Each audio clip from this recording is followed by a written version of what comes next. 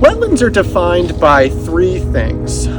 They must have the appropriate hydrology, they must have the correct soils, and they must have certain water-loving plants growing in them. So when I say hydrology, I mean the connection of water. How much water is there, where it's connected, is it connected to a river, groundwater, that kind of thing. Soils also need to be inundated with water and need to be what we call hydric. And then finally, there are certain plants, vegetation, that can grow in these hydric and very wet soils. And so we can determine or identify wetlands based on the plants growing in them as well. And so every wetland has to have those three components. Today we're at WM Southern Services Wetlands Habitat. Over 30 acres of a certified wildlife habitat here along the Cumberland River.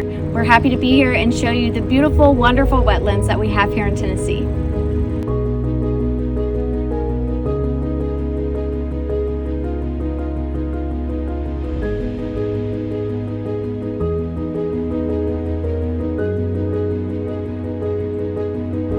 Wetlands are some of the most productive environments on the planet. And what I mean by productive, they have an incredible amount of food resources for plants and animals to use, pulling either nutrients from the soil or having insects and bugs that form the basis of the food chain that support a lot of wildlife that we commonly think of. Anything from a great blue heron to turtles to fish. And so what ends up happening is this amazing amount of biodiversity, where different types of species end up living in wetlands, and they end up housing a large number of our endangered and threatened species around the globe as well, because they can be so unique.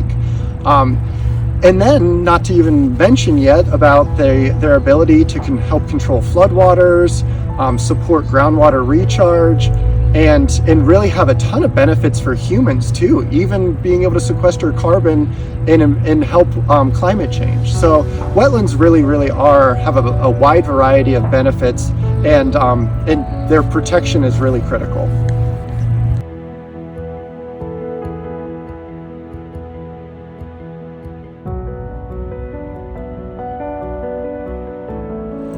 We at the Harpeth Conservancy really value and appreciate wetlands. Wetlands provide improved water quality for our rivers. Many times they're attached to rivers and actually help formulate the floodplain.